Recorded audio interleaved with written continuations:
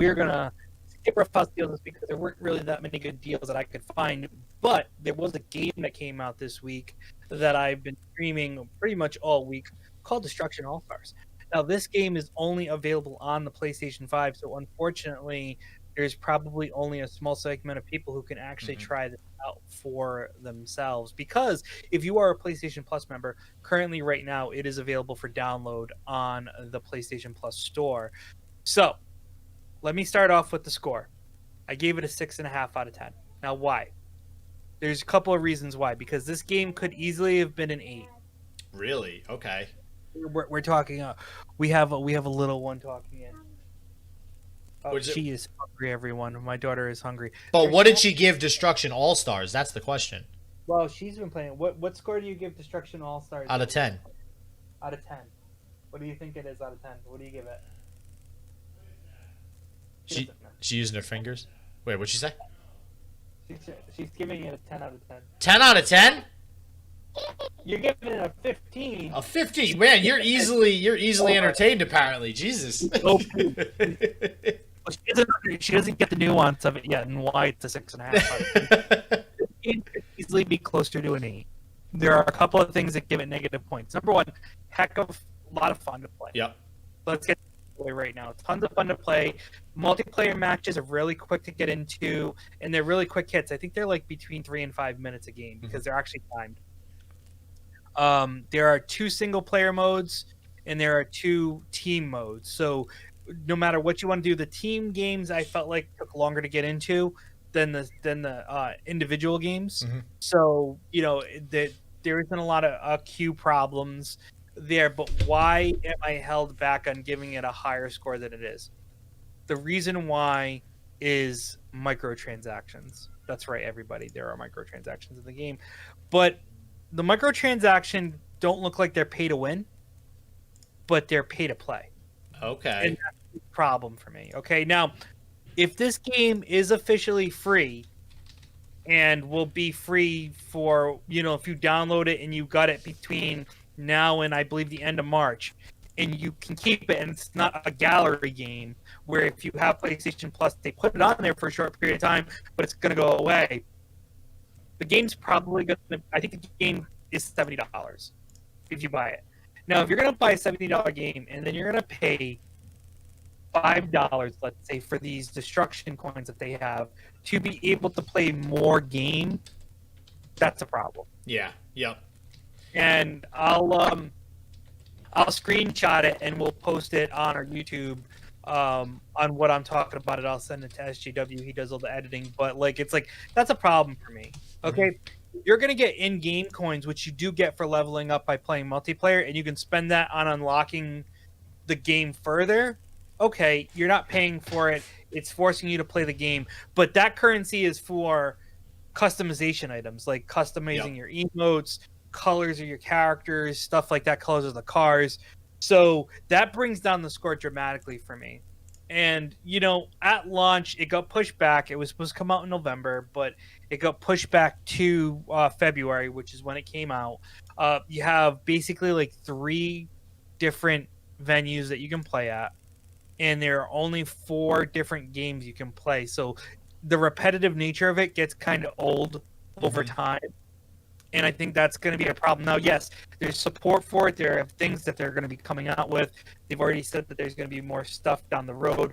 But it comes down to what we talked about earlier, right? Support. How much of the game will be supported and how fast will they be able to get out new content for people? And then on top of it, will they stop the microtransaction for unlocking more of the arcade? I mean, here's my problem with something like Destruction All Stars. Why not just release the new Twisted Metal?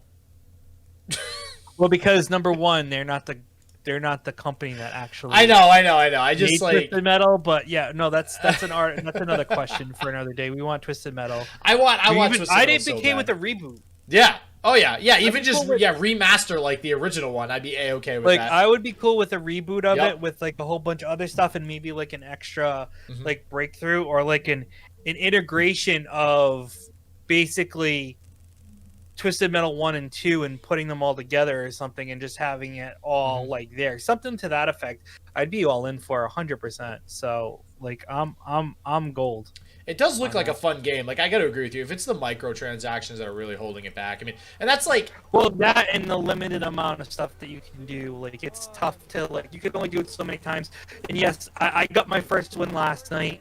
So okay, in cool. the game Mayhem, which is 16 free for all, 16 players typically. They do play the game with less. I believe the smallest game I think I played in was 12. So, but the max is 16, and you know, it's tough. It's not easy. I average 6th to 5th place every game. Out of how many people?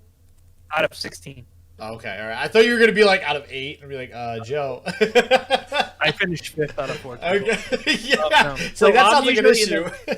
So I'm usually in the middle of the pack. I think I average between like 6th place is probably no, that's pretty good. Yeah. Most. But then I got first place in one game, but it can change in seconds because you get points based off of hits, destructions, annihilations, KOs. So there's all different types of ways. So annihilation is basically destroying the car and the user and the player. So you're actually able to jump out of the car and collect not coins, but like shards of like diamonds, crystals, whatever. So, and that helps build your meter. And each character has their own individual breakers, which are basically special moves. Like a limit break. Yeah. And it's a limited time. So they have an individual one, which they do when they're out running around trying to collect the stuff. And then when they drop your hero car, you have a special attack that you can do as well. Gotcha. But the shards are get your hero card. And then you have so it's fun. It's good to play through all the people. All of the characters are animated, and they're trying to do a story mode situation in the arcade that you can play to learn more about them. But that's where the limitation is right now. There's only one character that you can play the story mode for, and then the second character you have to unlock for 500 coins or 400 coins, which is $5. So you're paying $5 to unlock that, which is and there's no other way to get them. Not that I could see. That's not. And then exactly. Now, if it's completely a free game and it's never going to be paid, I can see something like that being the case because that's how they make their revenue. But if you're going to charge someone $70 for a game, you should not be charging them for unlocking more of the arcade game. The free to play model, though, is like Riot has set the gold standard for free to play model. The free to play model is not. It's free to download to play the first level and then you pay for the rest of the game. That's not free to play. Well, no, but I mean, like, you can play everything else, and you can play arcade and just like play matches and stuff. But if you want to like do like storyline rival stuff like that, that's still you have to do that. It's like free to play now means that somehow, some way, the entire game and the entire freaking game can be free with some sort of time investment. And if that's not the case, then that concerns me because that's just they're just behind. Like that's free to play now. That is the free to play model. You either get on board or your game is probably just not going to do nearly as well, which is unfortunate because it does look like it has a lot of potential. It does have a lot of potential, and maybe they'll figure that out, and then the score will go up because they do have like tasks that you can do in the multiplayer that can get you more XP, and you're basically leveling up. And every time you level up, you get 1,000 coins, and that coin can be spent, unfortunately, only on cosmetics.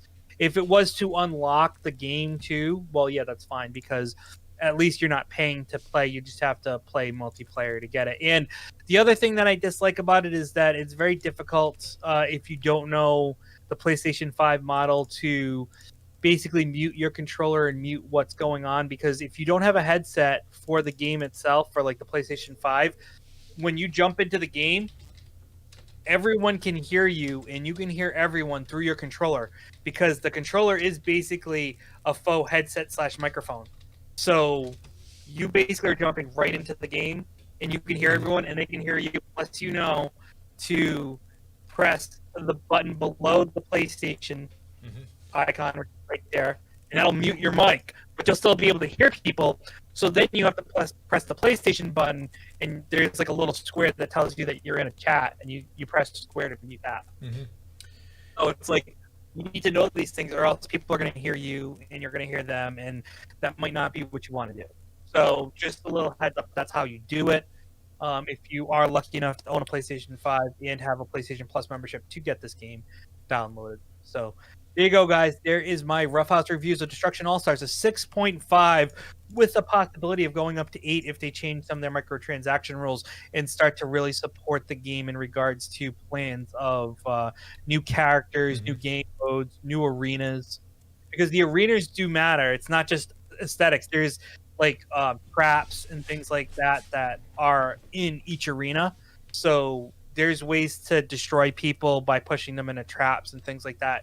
And each arena has their own individual type of traps. So it's not just for aesthetics. There are reasons and why. Me sitting over here still don't have a freaking PS5 because God, I hate COVID right now. I'm so. If you try hard enough, you would be. Dude, I have literally tried purchasing it every single time. I'm living proof that if you try hard. Well, no, you're living proof that if you jumped on it the second it came out when it very first released, then you would have been golden. And that was not the case. It's really hard to do. I mean, yeah. I went through the trap. I went through the trouble having different companies try to get I just want a PlayStation. Oh man.